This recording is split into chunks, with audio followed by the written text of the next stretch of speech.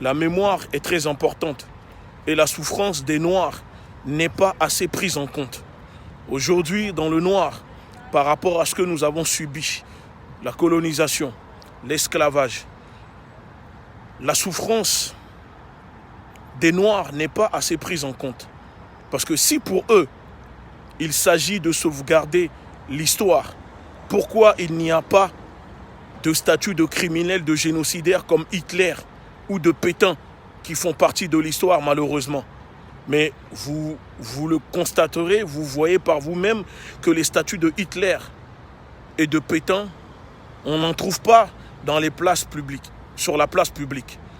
Aujourd'hui, la Belgique ne prend pas la mesure de la gravité de son passé en Afrique, au Congo. D'ailleurs, vous pouvez, pour ceux qui résident ici en Belgique, vous pouvez d'ailleurs constater qu'il n'est pas bien enseigné à l'école l'histoire du passé du royaume belge, de ce pays. La Belgique avait la même pratique, je dis bien, la Belgique avait la même pratique que l'État islamique. Parce que la Belgique, tout comme l'État islamique, sont des entités terroristes qui décapitaient pendant la colonisation du Congo, décapitaient, torturaient, tuaient, égorgeaient, même des nouveau-nés, des femmes et des hommes. La Belgique, tout comme l'État islamique, sont des entités terroristes. Je dis bien, la Belgique comme l'État islamique sont des entités terroristes. La Belgique entretient toujours sa politique colonialiste, mais cette fois-ci, elle est dirigée contre les citoyens belges d'origine africaine qui vivent dans ce pays. Il n'y a quasiment aucune représentation des couches dans les instances de gouvernance et de décision dans ce pays. Les populations d'origine africaine sont encore cloîtrées dans des enclos qui font écho au traitement, je dis bien, qui font écho au traitement qui sont affligés à nos ancêtres dans les jardins d'acclimatation pendant l'exposition du peuple noir comme des sauvages, comme des personnes primitives qu'il fallait civiliser. Alors, nous lançons, comme nous sommes venus, nous avons fait les démarches. Nous avons déposé les demandes qu'il faut auprès des instances, auprès des autorités belges. Et nous donnons l'ultimatum. Je dis bien, nous donnons un ultimatum aux autorités belges pour faire le déboulonnage. Parce qu'ils peuvent encore rattraper l'histoire. Parce que l'heure est venue de faire une réparation de ces crimes contre l'humanité imprescriptibles de plus de 10 millions d'hommes, hommes, enfants tués en Afrique pour l'exploitation du Congo, pour construire leur pays, pour enrichir leur pays. Nous avons dit aux autorités belges, depuis que nous sommes là, qu'il est temps de procéder aux réparations. L'heure est venue de faire des réparations pour solder les comptes. Et pour cela, nous les avons demandé de faire eux-mêmes au déboulonnage de cette statue, de ce génocidaire de Léopold II. Dans le cas contraire, nous, la Ligue de défense noire africaine, nous allons venir le faire. Nous allons donner rendez-vous à la population, aux Belges, aux Africains, aux Afro-descendants qui sont pris de justice, qui sont contre l'injustice. Et nous allons donner rendez-vous à la presse internationale, la presse belge, pour venir assister au déboulonnage de la statue de Léopold II que nous sommes en train de préparer, qui arrivera très prochainement. Nous allons lancer l'événement avec une affiche pour ceux qui veulent venir participer au déboulonnage de la statue de Léopold II. Parce que pour les Africains qui ne le savent pas, ce monsieur a tué plus de 10 millions d'êtres humains, décapitait des bébés, des nouveau-nés qui venaient de naître, étaient décapités.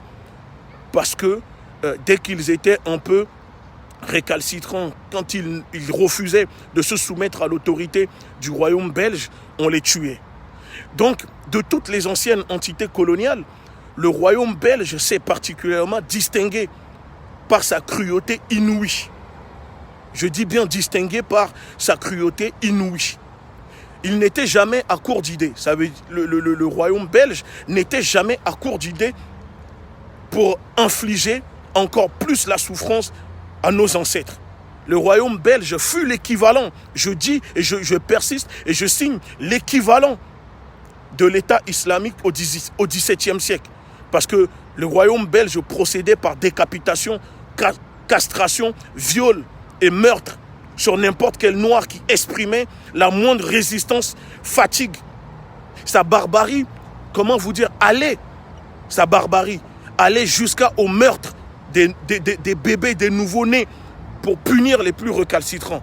Alors nous disons aux États, aux autorités, au roi belge Philippe, que écoutez notre proposition que nous sommes venus vous déposer ici au palais qui est tout juste à côté.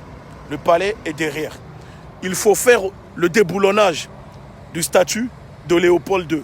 Dans le cas contraire, nous allons lancer un événement pour venir déboulonner la statue par nous-mêmes et nous allons le faire devant le monde entier, devant les médias, devant la population belge et devant toute personne, homme, femme, enfant, qui sont contre l'injustice. Parce qu'aujourd'hui, je dis bien, il n'y a pas de statue de Hitler ni de Pétain dans l'espace public.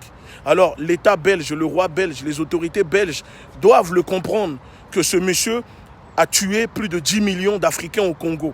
Des bébés, des femmes étaient décapités quand ils résistaient parce que contre la politique du roi belge. Alors nous appelons au déboulonnage du statut de Léopold II. Sinon, nous allons revenir nous-mêmes. L'événement sera publié sur la page de la LDNA et avec une date, une affiche. Et nous allons revenir ici en Belgique et nous allons procéder tous ensemble au déboulonnage de la statue des rois des Belges, de ce criminel, de ce génocidaire. Parce que, pour ceux qui ne le savent pas, à cause de cette politique coloniale que le roi belge a pratiquée sur le Congo, aujourd'hui, nous voyons tout ce qui se passe au Congo. Ça continue toujours de piller ce pays qui est le centre, le poumon du continent africain. Parce que tant que le continent africain ne sera pas libéré, tant que le Congo ne sera pas libéré, le continent africain ne le sera pas non plus.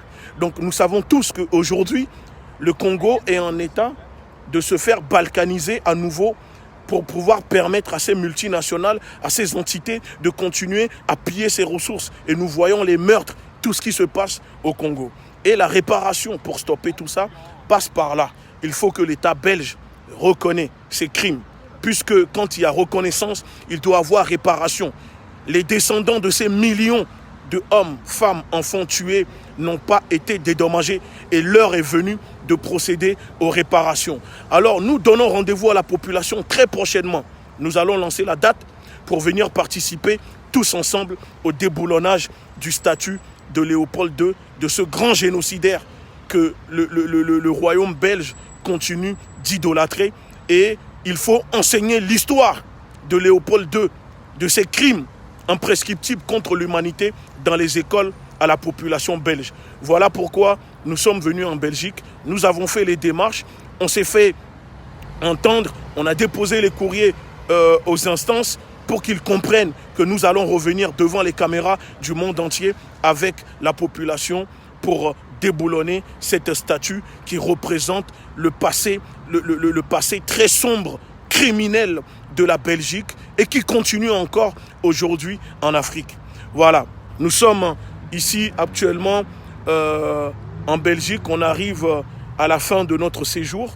Nous avons fait les démarches qu'il fallait faire et on a voulu envoyer ce message pour que tout le monde soit au courant que nous allons revenir procéder au déboulonnage de cette statue. Regardez. Voilà. Vous voyez ?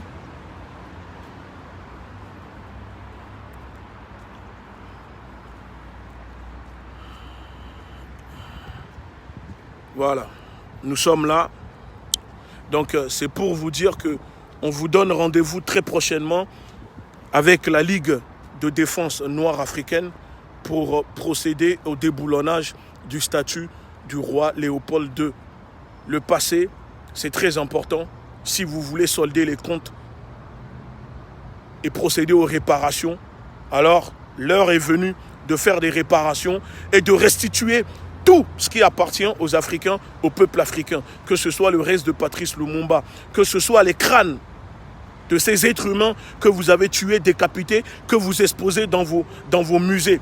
Aucun être humain sur Terre, en tant qu'être humain, ne peut exposer le crâne de ses victimes dans des musées pour les contempler, pour les idolâtrer. Et c'est là où nous disons que vous n'êtes pas des humains. Vous n'êtes pas des humains. Parce qu'un humain ne procède pas comme ça. Et j'ai été clair avec les autorités belges. J'ai été clair avec eux. On vous laisse quelques jours, quelques semaines, grand maximum. Nous allons nous-mêmes mettre notre date en place. Et si avant notre date, la statue n'est pas déboulonnée, alors la Ligue de défense noire africaine, avec ses partisans, ses adhérents, ses sympathisants, les Belges qui sont contre le roi Léopold II et cette politique criminelle du royaume belge sur le continent africain, seront à nos côtés pour procéder au déboulonnage du roi Léopold II. Merci beaucoup à tous. Ingeta, Aïbobo, seule la lutte libère. Pas de victoire sans combat. Pas de révolution sans sacrifice. Et n'oubliez pas, tous les noirs ne sont pas nos frères. Tous les roses ne sont pas nos ennemis. C'est très important. Nous combattons une idéologie, nous ne combattons pas une couleur. Et ceux qui essayent de nous faire passer pour des personnes qui combattent une couleur, vous savez tous que vous êtes dans le mensonge. À très bientôt. Nous vous disons, restez forts, restez branchés. Prochainement, venez participer avec nous au déboulonnage du statut du roi Léopold II ici à Bruxelles, si les autorités belges ne le font pas eux-mêmes. Merci beaucoup.